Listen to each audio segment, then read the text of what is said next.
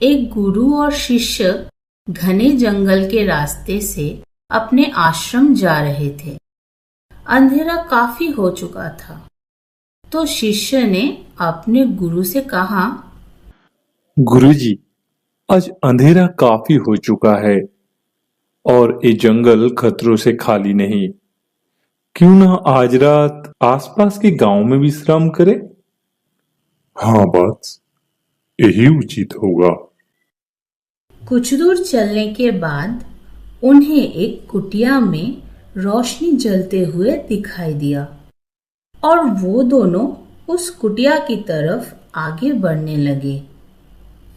अब जैसे ही वो वहां पहुंचे, शिष्य ने दरवाजा खटखटाया और अंदर से एक गरीब आदमी दरवाजा खोल के बाहर आया।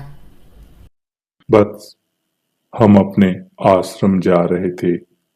आज अंधेरा काफी हो चुका है। क्या आज रात हम तुम्हारी इस कुटीर में विश्राम लेकर कल सुबह अपनी यात्रा शुरू कर सकते हैं? आप दोनों की आने से मैं धन्य हो गया। आइए, अंदर आइए। और वो दोनों अंदर गए। गुरुजी ने देखा वो आदमी बहुत ही गरीब था। गुरुजी ने उससे पूछा, हे वत्स, तुम क्या करते हो?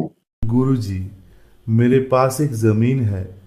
लोग कहते हैं कि वो एक बंजर जमीन है, उसमें कभी कोई फसल नहीं उग सकता। तो तुम अपने गुजारा कैसे करते हो? मेरे पास एक भैंस है, उसके दूध बेचकर मैं अपना दिन चलाता हूँ। गुरुजी को सारी बात समझ में आ गया और वो दोनों जाके सो गए। अगली सुबह होने से पहले ही गुरुजी ने अपने शिष्य को उठाया और कहा, चलो, हम इसकी भैंस को अपने आश्रम ले जाते हैं। शिष्य ने कहा, जिस आदमी ने हमें विश्राम के लिए जगह दिया, उसी की भैंस चुराना क्या ही उचित है? उचित अनुचित की बातें तुम मुझ पर छोड़ दो बस, और इसे अपने आश्रम ले चलो। और वो दोनों उस भैंस को लेके अपने आश्रम चला गया। पर शिष्य को ये अच्छा नहीं लगा और वो ये चीज भूल ही नहीं पाया।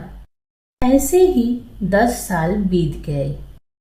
गुरुजी भी अब नहीं रहा। अब शिष्य भी बड़ा हो चुका था। वो निर्णय लिया, क्यों ना मैं उस गांव में जाकर उस आदमी को एक बार देख आऊं।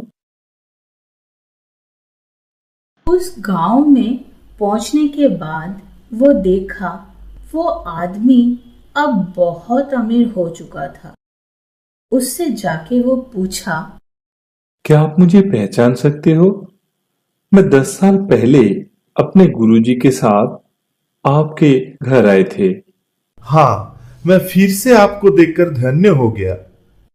जिस रात आप दोनों मेरे घर आए थे, उसकी अगली सुबह मैं उठ के देखा आप दोनों जा चुके थे और मेरी भैंस भी कहीं भाग गया। मेरे पास और कोई चारा नहीं था। अपना गुजारे के लिए मैं वो बंजर जमीन पर ही दिन रात मेहनत करने लगा और धीरे धीरे उसमें भी अच्छी फसल उगने लगी। और उसी पैसों से मैं एक के बाद एक जमीन खरीदने लगा और उसमें मेहनत करने लगा। उस वजह से मैं आज ऐसा बन पाया हूं।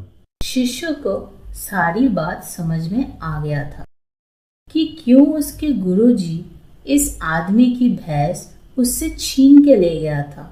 उसे यह समझ में आ चुका था कि कोई भी इंसान अपने आलसी और आराम की जिंदगी छोड़कर मेहनत करने से ही जिंदगी में सफल हो सकता है। Please subscribe to this channel for more videos. Thank you.